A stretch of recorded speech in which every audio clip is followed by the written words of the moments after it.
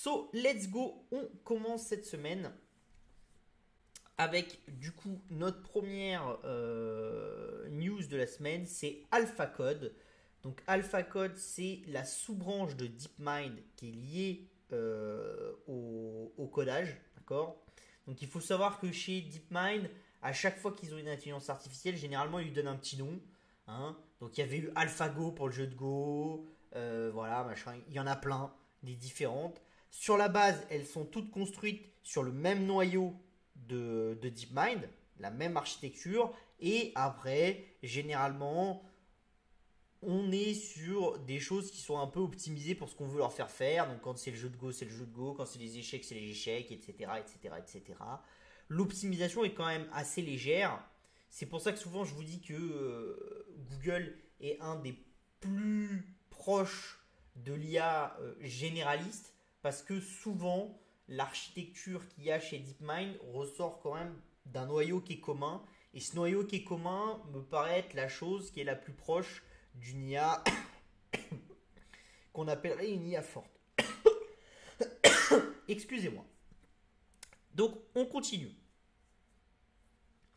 Donc en l'occurrence, là, AlphaCode s'est distingué dans un concours où elle a fait partie des 50% les meilleurs de ce concours de code. D'accord. Donc ça paraît encore une fois faible. Vous allez me dire, elle fait partie des 50% les meilleurs. Ok, d'accord, on en est au début. Je ne vous dis pas qu'elle est meilleure que tous les codeurs de la planète, et encore heureux. Mais c'est toujours la même chose que je vous dis. Il y a 10 ans, ce domaine n'existait quasiment pas. Maintenant, une intelligence artificielle est capable de faire partie des 50% des meilleurs décodeurs. Et vous verrez après que dans ce concours-là, c'est un concours très très complexe. Et la problématique de l'IA, comme on en a parlé la semaine dernière avec l'intelligence artificielle de Facebook, qui est aussi une intelligence un peu forte, mais quand même qui me semble moins forte que celle de DeepMind. D'accord. Pour rappel, une IA forte, c'est une IA qui est capable d'avoir une traduction de ce qu'elle fait sur un nombre élargi de secteurs. D'accord. Une IA faible, c'est une IA qui est très spécialisée. D'accord. Et attention, hein, ne prenez pas l'idée de dire ah bah ouais, il y a que les IA fortes qui sont bien, que les IA... Non, les IA faibles c'est plus simple parce que c'est un petit segment précis. Les IA fortes, ça doit faire énormément de choses, c'est beaucoup plus complexe. Pour le moment, la plupart du temps, on est quand même sur des IA qui sont des IA faibles, même si on va voir aujourd'hui que les IA fortes commencent à arriver de manière très très intéressante. Donc en l'occurrence, là, chez AlphaCode, l'idée c'est quand même que c'est une IA forte. Pourquoi? Parce que ça repose sur le cœur de DeepMind et en fait c'est un apprentissage constant. Donc la manière dont on architecture l'apprentissage sur AlphaCode, c'est elle va lire des morceaux de code. En les lisant, elle apprend ce que ces morceaux font. Et elle crée ses propres morceaux de code, elle les teste, etc. Et elle a un apprentissage dans le temps. Et ça, c'est le truc le plus complexe, mais c'est aussi le truc le plus puissant. Pourquoi? Parce que quand vous avez un apprentissage dans le temps, ça veut dire que vous pouvez travailler avec des choses qui sont en constante évolution, sans avoir à créer des bases de données bien précises, en disant vous cherchez ça, quand tu trouves ça, tu vas là, etc. Voilà. Et donc ça, c'est vraiment très très intéressant. Et c'est la méthode d'apprentissage d'un bébé, quoi. Quand il apprend à marcher, et il regarde les autres, il essaye de faire, il tombe, etc. Sauf que chez nous, c'est instinctif. Dans la machine, ça n'a rien d'instinctif. La machine, généralement, elle réfléchit en lui disant quand tu vois rouge, tu fais ça, quand tu vois bleu, tu fais ça, etc. Mais elle n'apprend pas à se dire ah bah tiens, quand je vois vert, si je vois bleu, si c'est bleu, je fais ça, et quand c'est rouge, je fais ça. Si c'est vert, il y a de fortes chances qu'on me demande de faire ça. Vous voyez? Elle n'a pas cette intelligence de situation. Et c'est ça qui est clé aussi dans le code, c'est que la problématique du code, c'est que ce n'est pas non plus que de dire je veux réussir à faire telle chose à mon ordinateur, donc je vais mettre tel bout de code. Parce que la problématique du code, c'est que souvent vous codez une brique qui va s'interfacer avec d'autres briques pour qu'un utilisateur utilise votre logiciel. Et du coup, ça devient très compliqué parce qu'il faut comprendre comment l'utilisateur va utiliser le logiciel. Il faut que votre code s'interface avec les briques qu'il y a autour, le tout d'une manière optimisée. Donc vous comprenez bien que la problématique du codage, elle est très complexe parce qu'il y a certes une problématique de je veux réussir à faire tel bout de code qui va faire ça, mais après c'est je veux que ce bout de code qui réussit à faire ça, je l'intègre dans un truc plus grand, que les gens soient capables de l'utiliser, etc., etc. Vous vous rendez compte que la problématique, elle est très, très, très complexe. Pour vous dire à quel point la problématique est complexe, à l'heure actuelle, ce qui était le plus évolué avant, c'était OpenAI, d'accord, qui avait publié ce qu'on appelle le Codex, qui était un langage, une intelligence artificielle qui savait gérer 12 langages informatiques, et quand vous lui posiez des questions, etc., elle savait dire, ah bah, faut faire plutôt tel type de code, faut faire plutôt ça, etc. Sauf que là, l'apprentissage, il n'avait pas été laissé à la volonté de l'IA dans son monde, mais il avait été ce qu'on appelle un apprentissage guidé. Qu'est-ce que c'est qu'un apprentissage guidé? C'est qu'on avait dit, bah, quand tu vois tel mot-clé dans le code, ça veut dire qu'il y a sûrement ça à la suite, etc. Et ça avait créé toute une architecture. Et c'est comme ça que fonctionnait Codex. D'accord?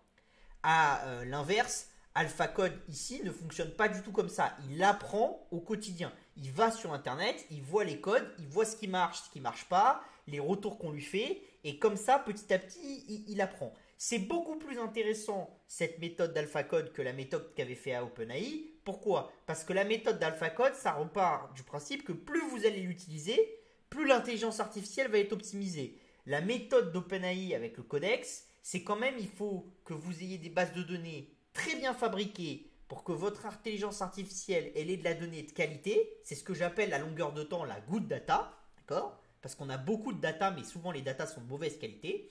Vous les avez normées, vous les avez données à ingérer à votre intelligence artificielle. Sauf que le problème, c'est que même si votre intelligence artificielle, après, elle a une capacité d'apprendre petit à petit et d'être intelligente, le fait d'être parti de données qui sont normées, etc., limite beaucoup l'apprentissage dans le temps de votre intelligence artificielle. D'accord? Donc c'est vraiment intéressant que Google ait réussi à faire ça. C'est d'autant plus intéressant, d'accord, là-dessus, que en gros, avant, hein, Codex et l'IA qui était liée à Codex faisaient partie des 5 à 10% les plus mauvais de ce concours-là. D'accord? Donc c'est vraiment très, très, très dur comme concours. Pour vous donner une idée, hein, quand même, c'est le concours Code Contest, hein, qui est un concours qui est très compliqué. En faisant partie des 50% les meilleurs AlphaCode, n'a réussi à résoudre que 30% des problèmes qui étaient présentés dans le concours. Ça vous montre à quel point il y a une complexité de la chose, hein. C'est vraiment quelque chose de beaucoup beaucoup plus puissant du côté de AlphaCode, mais il y a encore beaucoup beaucoup d'améliorations. C'est vous dire à quel point, et ça je le dis souvent, on est encore au début de l'intelligence artificielle, mais on ne se rend pas compte de sa puissance et de la capacité que ça va avoir de changer notre vie, hein, et de changer aussi la vie d'entreprises, de particuliers, de vraiment énormément, énormément de monde. D'accord? Donc, c'est plutôt une très très bonne nouvelle. D'ailleurs, vous avez le professeur Armando Solar Lezane, hein, qui est du MIT et qui n'a pas participé à la recherche, donc qui est considéré comme neutre, qui dit les performances qu'ils sont capables d'atteindre sont sur des problèmes difficiles, sont très impressionnantes. D'accord? Et là, vous êtes sur des gens qui sont externes au sujet. Donc, c'est vraiment quelque chose de très puissant qu'a réussi à faire Google. Et moi, je le dis souvent, ne sous-estimons pas DeepMind, dont on parle souvent, et moi je le vois souvent, hein, dans les médias, etc. Oui, c'est le truc qui arrive à battre un athlète, enfin un professionnel des échecs, un professionnel du jeu de Go, etc. Mais c'est que la surface de la chose. On va le voir un peu plus en détail tout à l'heure sur une autre news, mais c'est vraiment la surface. C'est Google utilise son intelligence artificielle pour faire les échecs, pour combattre aux échecs, pour être au jeu de Go, etc. Mais au final, ils pourraient l'utiliser pour beaucoup, beaucoup plus de choses qu'on ne le croit. Et du coup, forcément, s'ils arrivent à l'utiliser pour beaucoup plus de choses, ils peuvent en tirer une valeur qui est vraiment beaucoup, beaucoup plus grande, hein. Donc vous avez Colter qui a participé à l'étude qui dit ce qui manque à AlphaCode, c'est toute conception architecturale dans le modèle d'apprentissage automatique qui se rapporte à la génération de code. D'accord.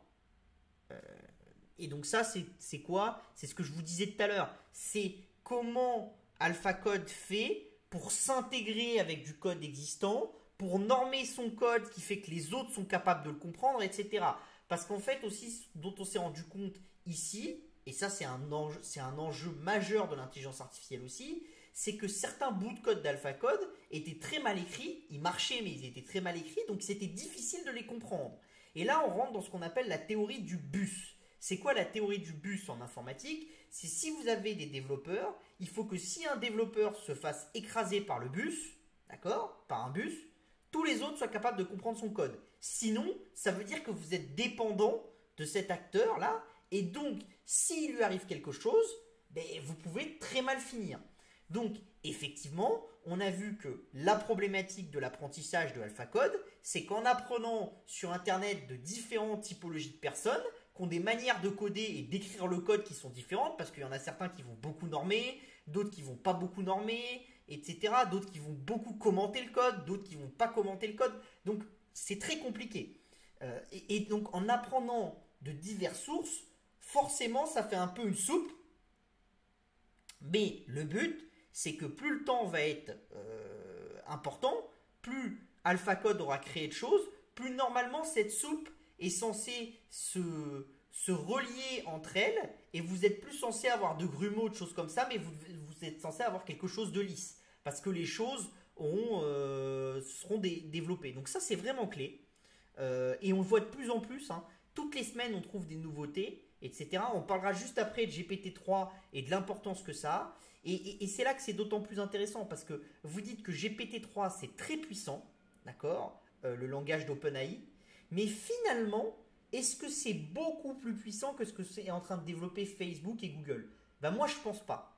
Donc c'est l'idée qu'il faut avoir derrière sur l'intelligence artificielle comme ça, c'est de se dire, ok, on est en train de voir ce que GPT-3 est en train de faire et on en parle juste après, et pourtant, il y a peut-être déjà des choses encore plus puissantes qui sont là. Et donc là, vous vous dites, la révolution, elle peut être colossale, mais vraiment colossale, parce que vous pouvez, avec des intelligences artificielles comme ça, qui ont une capacité de travailler sur plusieurs secteurs, vous pouvez donner cohérence à énormément de donner cohérence à énormément de choses. Et donc, effectivement, les choses sont beaucoup, beaucoup plus simples. Typiquement, je vais vous prendre un exemple, mais une IA comme ça, qui serait une IA forte, qui aurait la capacité à mettre en cohérence beaucoup de données, par exemple, en ce moment, on vous dit que peut-être on va arrêter l'électricité chez certains. Et on cherche les gens qui sont malades, d'accord. Donc, on cherche les gens qui ont des respirateurs, des choses comme ça, etc. Mais ce que AlphaCode, et pas forcément AlphaCode parce que c'est une branche dédiée, mais ce que DeepMind pourrait faire dans le futur, c'est se dire, je suis capable d'aller chercher dans beaucoup de données, y compris les données médicales, etc. Et je suis capable de dire, attendez, dans telle région, il y a tant de malades, il y a tant de places à l'hôpital, donc peut-être qu'il ne faut pas couper dans tel endroit, mais dans tel autre, parce que c'est mieux, parce qu'il y a moins de risques, etc. Et tout ça, à l'échelle de l'humain, vous ne pouvez pas le faire, parce que c'est mettre en cohérence énormément de bases de données différentes, avec énormément de fonctionnalités différentes, et il n'y a aucun moyen de le faire. C'est très compliqué. Je pense que ici vous avez tous travaillé, etc. Dès que vous êtes avec une multitude de services différents, une multitude d'entreprises, et à l'échelle des États, c'est encore plus compliqué. Les mairies, les autorités de santé, les hôpitaux, les médecins traitants, c'est considérable. Par contre, toutes ces entités, elles ont de la donnée, et si vous savez donner une cohérence à cette donnée, apprendre de cette donnée, comprendre les cohérences qu'il y a entre ces données, à long terme, il y a quand même des opportunités de création de produits et de services qui sont considérables et qui vont être, dans la grande majorité des cas, dans l'amélioration de l'humanité. Après, bien sûr, on peut faire aussi beaucoup de mauvaises choses avec l'intelligence artificielle, mais ça c'est comme tout, hein. C'est comme avec le nucléaire, on a fait beaucoup de bonnes choses avec le nucléaire, on a aussi fait les armes atomiques. En attendant, si on n'avait pas fait les centrales nucléaires parce qu'on n'avait pas développé le nucléaire, à l'heure actuelle, la température de la planète serait beaucoup plus élevée parce qu'on serait tous en train de cramer du charbon et du pétrole, d'accord. et que quand même on a économisé énormément de CO2 et de ressources en développant le nucléaire. Donc c'est comme tout, la technologie, ça je vous le rappelle tout le temps, hein, c'est ni blanc ni noir, c'est toujours gris. C'est l'utilisation qu'on en fait qui pose des problèmes. Et ça, malheureusement, l'humain, il a des défauts. Mais de toute façon, même si on avait plus la voiture, plus rien, mais qu'on avait juste droit à créer des marteaux, il y aurait toujours un mec pour enfoncer son marteau dans le crâne de l'autre. Donc du danger, il y en a toujours. Forcément, plus la technologie est importante, plus la vitesse à laquelle le danger peut se propager peut être important. Mais attention aussi, parce que ça veut dire que la vitesse à laquelle vous pouvez contrer le danger est aussi plus importante. Donc voilà. Et là, c'est très intéressant aussi hein, sur AlphaCode. Pourquoi? Parce que vous entendez à longueur de journée l'histoire qu'on manque de développeurs. D'accord? Et ça, c'est sûr que plus vous allez avoir d'IA qui sont capables de faire un métier donné, de comprendre ce métier, d'optimiser ces métiers, plus le besoin de main-d'œuvre va diminuer. Vous savez qu'avant le Covid, j'entendais tout le monde me dire mais qu'est-ce qu'on va faire avec l'intelligence artificielle parce que ça va voler les jobs de tout le monde. Maintenant, j'entends tout le monde me dire ah bah les Chinois, ils vont moins faire d'enfants. En Europe, on trouve pas de gens pour travailler. Aux États-Unis non plus, etc. C'est fou comme en 3 ans, en 2 ans, le mindset de l'humanité a changé. On est passé d'un moment où dès qu'on vous parlait de technologie, on vous disait ça va faire du chômage pour tout le monde, à maintenant il n'y a personne qui veut travailler et il n'existe plus personne. En 2 ans, le monde a changé comme ça. Ça me paraît complètement fou. Mais voilà, ça vous montre à quel point vous pouvez être emballé par l'histoire médiatique. Et la technologie avance à long terme, quelle que soit la manière dont l'histoire et le côté médiatique dresse le portrait de ces technologies. Parce que vous allez toujours avoir des gens qui vont avoir envie de rechercher. Et puis parce que cette innovation, elle a une valeur. D'accord? Et elle a une valeur qui est complètement dingue.